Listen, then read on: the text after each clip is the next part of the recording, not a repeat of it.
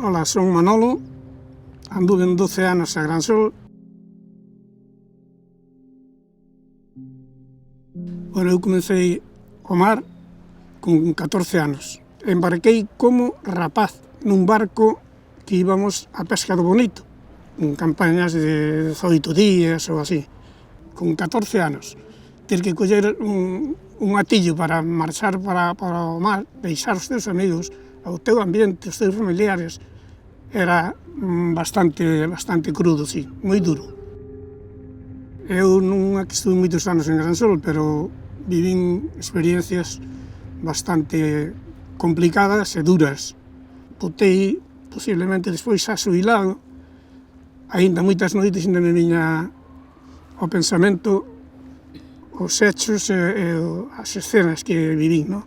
Un día con moito mal tempo, entonces o patrón mandou recoller todo, trincar todo en cuberta para capear. Nunha destas deu un bandazo moi grande, entrou o mar a bordo, claro, era un barco aberto, 2 mariñeiros flotaron, saliron pola borda. Un ao pouquiño rato se afundeu. Me parece que non sabía nadar o home, levaba 2 meses casado, nada, o outro quedou flotando. Este home que quedou flotando era un señor moi corpulento, pesaba 102 kilos, me parece. Xente que quedou bloqueada, nin falaban. Eu, é verdad, non sei, eu tampouco esperaba a miña reacción. Non, claro, son reaccións que non son premeditadas, son espontáneas, surxen. Nin salvavidas, nin nada. Tirei mo mar para tratar de salvar a ese home, que era eu como estaba, o que eu pensaba naquele momento, non? Eu entreille por detrás, porque iso sí que o levaba na mente, porque era, lóxicamente, a un home que está a punto de morrer, porque estaba extasiado de nadar. Se lle entras de cara, o primeiro que vai facer é agarrarse a ti, co cual, o máis seguro é que fóramos os dous para outra zona de vida. E funo arrimando o barco estaba dando bandazos, entón, claro, non estaba a moita distancia, entón eu collino por aquí, sempre el de espalda a min, e funo acercando o barco.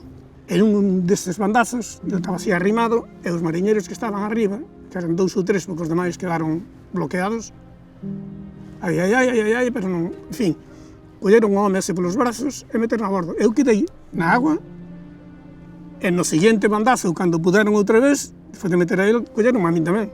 Pois claro, un barco non ten escaleiras por fora.